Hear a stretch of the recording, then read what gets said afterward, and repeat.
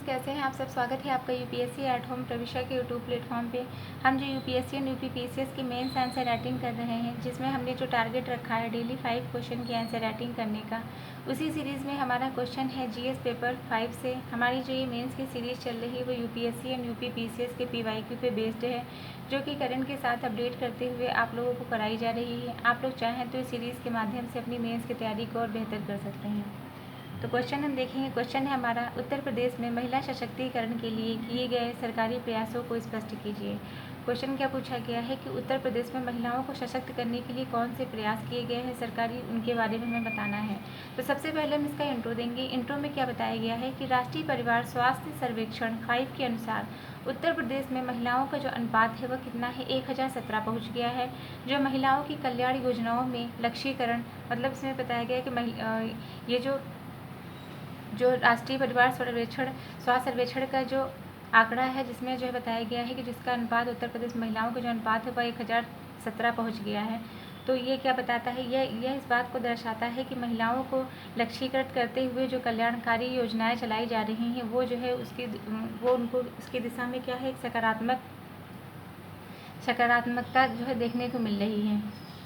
इसमें जो है इसका हम मेन बॉडी का पार्ट देखेंगे। इसमें क्या बताया गया है कि महिला सशक्तिकरण के प्रयास, मतलब महिलाओं को सशक्त करने के लिए कौन कौन से प्रयास किए जा रहे हैं उसको हम देखेंगे। जिसके अंतर्गत पहला क्या है, महिला सामर्थ्य योजना। ये जो है कब, यह 2022 के बजट में इसकी घोषणा की गई थी। 200 करोड़ रुपये का बजट है। महिलाओं उद्यमों को बढ़ावा देने से, मतलब इसका जो लक्ष्य क्या है, महिला के उद्यमों को बढ़ावा देने से संबंधित है।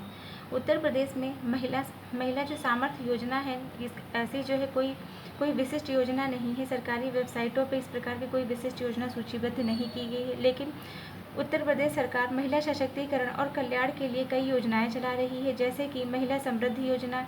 यह योजना सफाई कर्मियों और उनकी बेटियों को लघु व्यवसायों के लिए 1 लाख रुपए तक का ऋण प्रोवाइड कराती है। इसके अतिरिक्त विभिन्न राज्य सरकार महिला कल्याण और बाल विकास विभाग के माध्यम से विभिन्न योजनाएं चलाई जा रही हैं, जिसमें लाभार्थी के परिवार की वार्षिक आय 3 लाख रुपए से अधिक नहीं होनी चाहिए। दूसरा क्या है, मिशन शक्ति। इसके अंतर्गत बताया गया, इसको हमने अभी इसके पहले वाले वीडियो में इसको हमने डिटेल में देखा था। इस क्वेश्चन को आप लोग वहाँ से जाके देख लीजिएगा। इसकी स्टार्टिंग कब की गई है, 2020 में जो है राज्य सरकार के द्वारा इसकी शुरुआत की गई है। इसकी शुरुआत कहाँ से की गई है, बलरामपुर से प्रारंभ किया गया है। इसका उद्देश्य क्या था, नारी की सुरक्षा करना, नारी को सम्मान देना और नारी की स्वावलंबन से संबंधित है। मतलब नारियों को जो है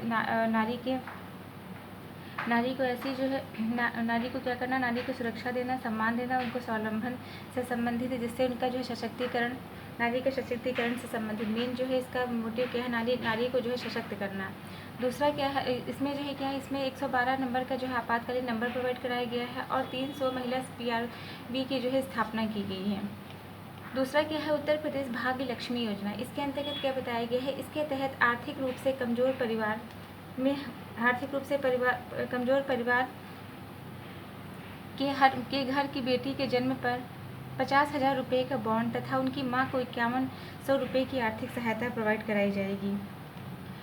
उसी बेटी की जो है आयु जब 21 वर्ष की हो जाती है तो उसे 2 लाख रुपये तक की आर्थिक सहायता दी जाएगी। मतलब इसमें क्या बताया गया है कि जब बेटी का जो है इसके अंतर्गत बताया गया है कि जो कमज़ोर जो परिवार है उनके घर में अगर बेटी का जन्म होता है तो उसको जो है 50 लाख रुपए तक का बॉन्ड दिया जाएगा। उसकी जो मदर है उसको जो है 5100 रुपये की आर्थिक सहायता प्रोवाइड कराई जाएगी। और जब उसी बेटी की जो आयु है वह 21 वर्ष की हो जाती है तो उसे 2 लाख रुपये तक की आर्थिक सहायता दी जाएगी।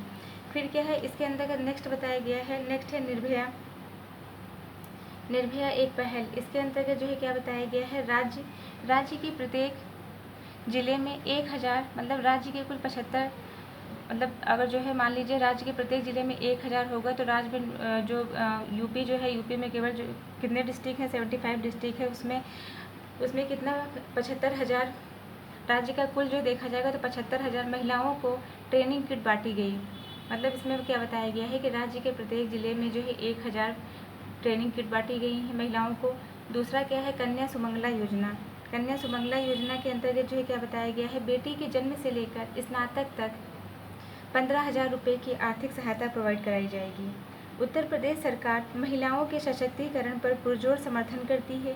इसी प्रतिबद्धता के अनुरूप कन्या सुमंगला योजना शुरू की गई है।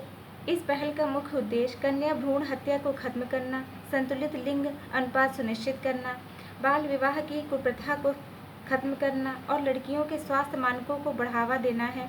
इसके अलावा यह शिक्षा को बढ़ावा देने, युवा लड़कियों की आत्मनिर्भरता को बढ़ावा देने और लड़कियों के जन्म के बारे में सकारात्मक सामाजिक मानसिक विकास करने का प्रयास सुनिश्चित करती है।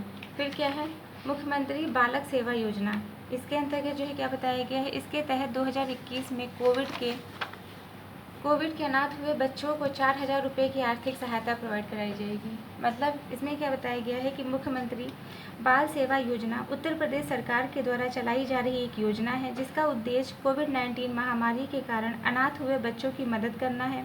इस योजना के तहत 0 से 18 वर्ष की आयु के बच्चों को जिनके माता पिता अभिभावक की मृत्यु कोविड-19 के कारण हो गई है, 4,000 रुपये की प्रति माह आर्थिक सहायता दी जाएगी। इसके अतिरिक्त कक्षा 9 और उसके ऊपर की कक्षाओं में पढ़ने वाले बच्चों को लैपटॉप और 18 ईयर्स की आयु पूरी होने पर लड़कियों के विवाह पर 1,01,000 रुपये की आर्थिक सहायता प्रोवाइड कराई जाएगी। फिर क्या है, बैंकिंग करस्पॉन्डेंस सखी योजना।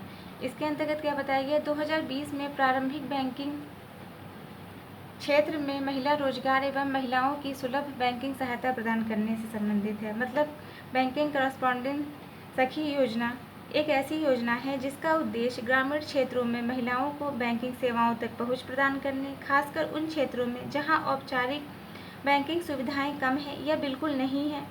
इस योजना के तहत महिलाओं को बैंक सखी के रूप में प्रशिक्षित किया जाता है, जो वित्तीय समावेशन को बढ़ावा देने के लिए एक महत्वपूर्ण कड़ी के रूप में कार्य करता है। तो ये हमने देख लिया कि सरकार के द्वारा महिलाओं को सशक्त करने के लिए कौन कौन सी योजना चलाई गई हैं। पहला क्या है, महिला सामर्थ्य योजना। दूसरा क्या है, मिशन शक्ति योजना, उत्तर प्रदेश भाग्य लक्ष्मी योजना। फिर है निर्भया एक पहल, कन्या सुमंगला योजना, मुख्यमंत्री बाल सेवा योजना, बैंकिंग करस्पॉन्डेंस सखी योजना। फिर हम देखेंगे कि आगे का क्या लक्ष्य है। प्रवास करने वाले मजदूरों की लड़कियों की शिक्षा को सुनिश्चित करना। दूसरा क्या है, लक्ष्यीकरण पर स्पष्टता लाना और महिलाओं के लिए दायरा बढ़ाना। फिर क्या है, सार्वजनिक सेवाओं को महिलाओं के लिए अधिक सुलभ बनाना। नेक्स्ट है, आंगनबाड़ी के सशक्तिकरण पर व्यापक बल देने का प्रयास किया गया है। तो ये हमने आगे का लक्ष्य देख लिया। अब हम इसका निष्कर्ष देखेंगे। अतः उपयुक्त प्रयास महिला सशक्तिकरण को एक नई दिशा प्रदान कर रहे हैं, साथ ही SDG 5 और SDG 10 को प्राप्त करने में सहायक हो रहे हैं। SDG 5 क्या है?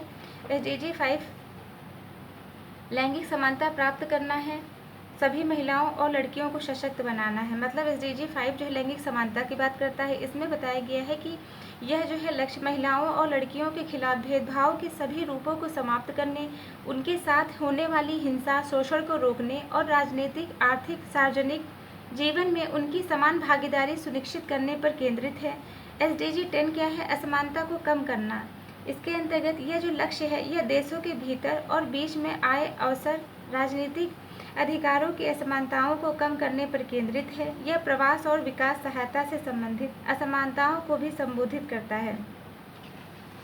तो ये इसका लक्ष्य क्या है? SDG 5 को मतलब लैंगिक समानता लाना और SDG 10 को असमानता को कम करने को प्राप्त करने के लक्ष्य में सहायक सिद्ध होता है। तो ये हमारा क्वेश्चन कंप्लीट हो गया, जो कि हमने लिया था GS पेपर 5 से।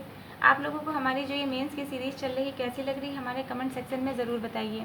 तो ऐसे ही पढ़ते रहिए, लाइफ में आगे बढ़ते रहिए, UPSC एट होम प्रविशा के साथ मेंस आंसर राइटिंग करते रहिए। Thank you.